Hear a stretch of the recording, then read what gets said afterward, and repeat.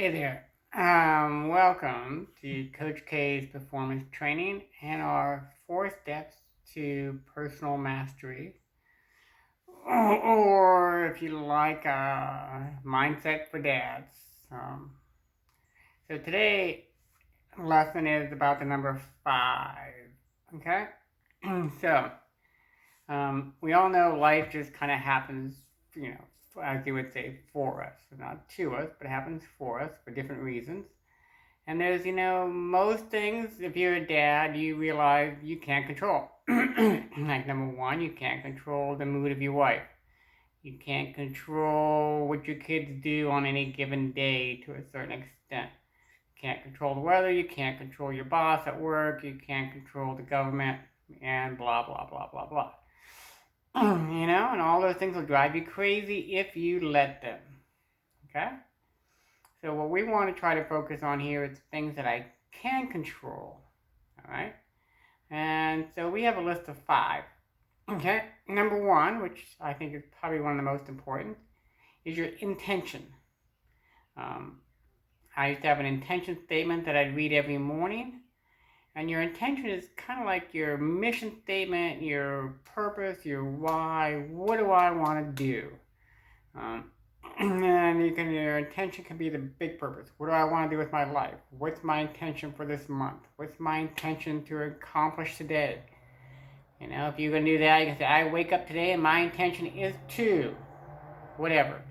Mow the lawn, clean up the kitchen, take the kids to the park, something and something, something. That's my intention for today. Clean and simple, right? Once I have my intention, then I know my focus. And then anything else doesn't really matter.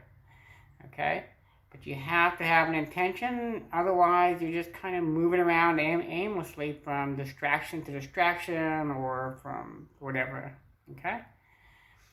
On number 2, which goes right with number 1, is your attention. Your attention is what you pay attention to. TV, the newspaper, your neighbors, your phone. You got a text message. There's a game on TV. Who knows what everything grabbing your attention. Now, we just talked about number 1, my intention. Now, if my intention is to take the kids to the park, why am I paying attention to what the schedule is on the game on TV today? Or something else, okay? Because that's going to take me away from my intention. So those things go hand in hand. If I limit my intention, or not say limit, but I focus my intention, my attention on the things that are on my intention list, number 1, I'm going to be a little more productive. 2, I'll be probably a little more happy because I'm working toward my goal. Okay. Number 3 on that list is things we can control is what we call your physiology. And yeah, this sounds kind of funky, but we talked about the big 4 in our last module. Number 1, you can control your breathing, which in turn helps control your heart rate, which in turn helps control your brain from being in that monkey mind stuff to calm. So all these things kind of go together. If I can control my physiology, it's a lot easier to stay focused and calm and not, saying stupid stuff. Which gets me back to number 1, my intention. Okay? Number 4, you can control your emotions. And that goes right together with number 3. If I can control my emotions, then I'm able to be respondable rather than just reactionary. I want to be able to respond to whatever comes up and say, yeah, I've got my intention to take the kids to the park today. And all of a sudden after lunch, the youngest one starts puking for who knows why. That's going to change my plans, obviously, so things shift. Do I deal with it well, or do I have a hissy fit? Okay? So dealing with my emotions is a very admirable quality. And number 5 on the list, which I think is hugely important as well, is what we call your speech. And 5 would have 5A, 5B, 5C. And in my speech, I look at it as a couple things. Number 1, I want to control when my speeches, only speak if it's positive. Okay? Only speak if it's truthful, or at least as true as I know it. Number 3, only speak if it's helpful. Right? And number 4, I throw in this other one of no complaining or blaming. Okay?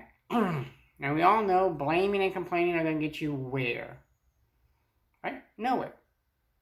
You know, Don Shula had a great quote one time about winners see failure and they take the blame and they move forward. Losers or less than winners blame somebody else. Okay? So if you look at those, only speak if it's positive, if it's truthful, if it's helpful. That eliminates a lot of your conversation during the day, what we'd call small talk or gossip. And once I started doing this, I realized my speaking during the day went way down.